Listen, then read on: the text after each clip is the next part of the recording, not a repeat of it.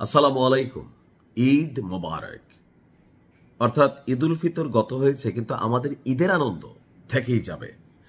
পাগলা সমর্থক যারা আছেন, যারা মনে করেন যে না, মধ্যপ্রাচ্যে ঈদ হওয়া উচিত সুপ্রিম পাওয়ার, মক্কা মদিনার প্রতি শ্রদ্ধা ভালোবাসার জায়গাটা আমাদের আলাদা, কিন্তু এর বাহিরে এই যে শাসনতন্ত্র, এই যে শাসন ব্যবস্থা, এই যে রাজাগুলা, তাদের দেশের নাগরিক যারা আছেন, আপনারা ওই দেশে বসবাস করেন, ভালো করে জানেন, ইউরোপ আমেরিকায় বৈশা তাদের সমালোচনা করা যায়, ইউরোপ আমেরিকার রাষ্ট্রের সরকারের, কিন্তু সৌদি আরবে বসে আপনি বিদেশি শত্রুর সমালোচনা করতে পারবেন না।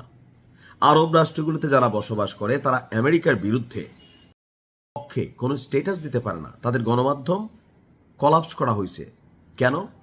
দেখেন, মানে এই হচ্ছে আমাদের রাষ্ট্রের ব্যবস্থা বা ইসলামিক রাষ্ট্রগুলোতে এই যখন অবস্থা, আর এই টোটাল সিস্টেমকে যারা লিড করে সৌদি আরব, তো তারা যখন তলে তলে ট্রাম্পকে উস্কায়, এমনকি এই যুদ্ধে নিজেদের ভূমি ব্যবহারের জন্য সুযোগ দেয়, ইরানে হামলা করার হুঁশিয়ারি দেয়, তো ইরান কি চুপ থাকবে?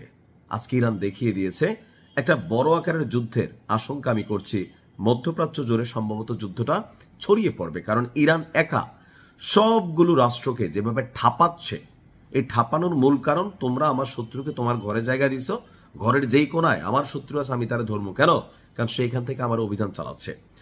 দর্শক, বিপ্লবী গার্ড বাহিনী তারা বলছে যে তাদের বাহিনী সৌদি আরবের প্রিন্স সুলতান বিমান ঘাঁটি এবং বাহরাইনে অবস্থিত মার্কিন নৌবাহিনীর পঞ্চম যে নৌবহর আছে, সেখানে সাবমেরিন আছে, যুদ্ধ জাহাজ আছে, ডেস্ট্রয়ার আছে, ফ্রিগেট আছে, সবগুলো কিন্তু যুদ্ধ জাহাজের বিভিন্ন উপকরণ বা সংস্করণ।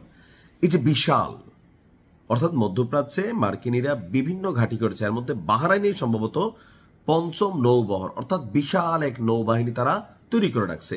সেখানে ব্যাপক ক্ষেপণাস্ত্র এবং ড্রোন হামলা চালিয়েছে দাবি। প্রিন্স সুলতান বিমান ঘাঁটিতে মার্কিন গোয়েন্দা বিমান মোতায়েন করা হয়েছিল, আর সেই বিমানটিকেই ব্যালিস্টিক ক্ষেপণাস্ত্র দিয়ে ছাতু করে দেওয়া হয়।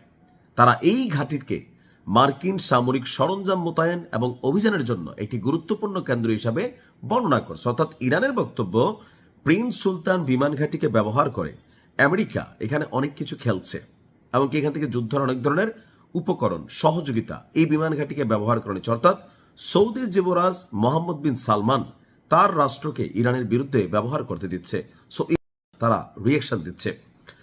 আর অন্যদিকে আপনার বাহরাইনে যেই পঞ্চম নৌবহর আছে আমেরিকার ঘাঁটি, সেখানেও বড় ধরনের ক্ষেপণাস্ত্র চালিয়েছে। ইরানের দাবি, এই হামলায় বেশ কিছু ডেস্ট্রয়ার এবং ছোটখাটো যে যুদ্ধ জাহাজগুলো আছে এগুলো ক্ষতিগ্রস্ত হয়েছে। এখন ইরান যখন এই দাবি করছে, যুক্তরাষ্ট্রের বক্তব্য কি? যুক্তরাষ্ট্র মুখে, আমাদের কুমিল্লাতে মেরা পিঠা আছে, কারা কারা চিনেন খাইছেন জানি না, মেরা পিঠা দিয়ে রাখছে, অর্থাৎ চুপ, মাই খাবে কিন্তু আওয়াজ করবে না। কেন? থাকে না যে ধরেন আপনি একজন এমপি, একটা রিক্সাওয়ালা আপনার থাপ্পড় দিয়েছে, একটা রোমেনিয়া ডাইকা, আপনি প্রস্তুত ছিলেন না, থাপ্পড় দিয়ে সে বের হয়ে গেছে, আপনি অন্য 100টা উসিলা দিয়া এই রিক্সাওয়ালাটা ধরে বড়াই ফেলবেন, কিন্তু এটা কিন্তু স্বীকারোক্তি দিবেন না যে এই রিক্সাওয়ালা আপনার থাপ্পড় দিছে। কারণ কি? আপনার ইজ্জত নষ্ট হবে, যাহারে এটা রিক্সাওয়ালা মার দিছে। এখন আমেরিকার সামরিক শক্তির সামনে ইরান অনেক দুর্বল, এটা আমরা অস্বীকার করার সুযোগ নেই, মার্কিন যুক্তরাষ্ট্র বনাম তুলনা করলে। তো সেই ক্ষেত্রে যখন আমেরিকার এই ঘাঁটিগুলোরে বা বিভিন্ন জায়গাকে এভাবে টার্গেট করতেছে, ন্যাটোর সদস্যের সামনে তো আমেরিকার নাক কাটা যাচ্ছে। মধ্যপ্রাচ্যে তারা যাদেরকে নিরাপত্তা দিচ্ছে, যে রাষ্ট্রগুলো এতদিন যাবৎ মার্কিনীদের বিভিন্ন বাহিনীকে লালন পালন করতো, তারাও টেনশনে পড়ছে, যারে আমাদের বিভিন্ন জায়গায় যে অভিযান হচ্ছে আমেরিকা আসলে কি করে।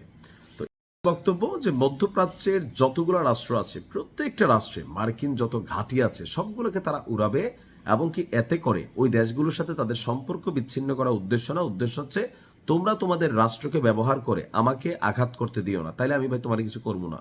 আর যদি দেয় তাহলে করবে, আপনি করবেন না, আমি করতাম না? করতাম নিশ্চয়ই। যাই হোক, ভালো থাকুন। আসসালামু আলাইকুম।